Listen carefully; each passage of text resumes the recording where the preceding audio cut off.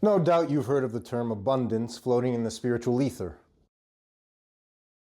I want abundance. I am abundant.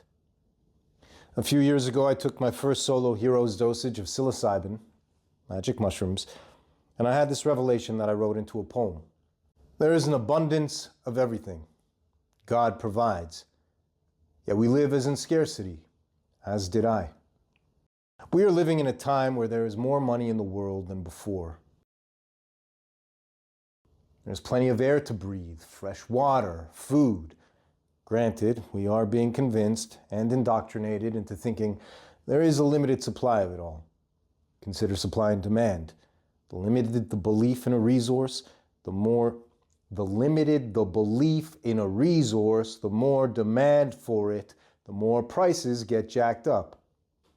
But again, there's more money being printed now than ever, and there is an abundance. The world's natural state is in homeostasis, equilibrium, balance. So as much as we destroy God, Mother Nature, Source, consciousness, the world counters and balances. However, abundance, a large quantity of something, does not just live in the positive. A large quantity of income or of cash flow, a large quantity of love, or insert whatever. What the spiritual ether tends to neglect, and you and I tend not to consider, is that abundance can also live in the negative. A large amount of lack, an abundance of debt, an abundance of fear, an abundance of bills or worries, etc. So you can try to use affirmations to convince yourself there's an abundance, but if your body and your mind are freaking out about finding a job, meeting people for love, earning money, you will be pushing it away. Why? Because desperation stinks. Think about it. Your farts might smell good to you, but no one else is going to want to hear it or smell it. I would guarantee that almost everyone would be disgusted by it and leave the room. That analogy was hilarious. You can go ahead and laugh. Stop repressing yourself. Oh wait. Here's a story of mine. I moved from one big city to another that had a big film TV hub because I believed I wasn't getting anywhere as an actor in my hometown. I already had a scarcity mindset. With the new environment though, I was feeling great. I believed I was going to be the next big actor. I repeated affirmations and I really felt positive and felt it in my body. Within 2 months, I booked 2 big theater contracts that furthered my belief. Then COVID hit.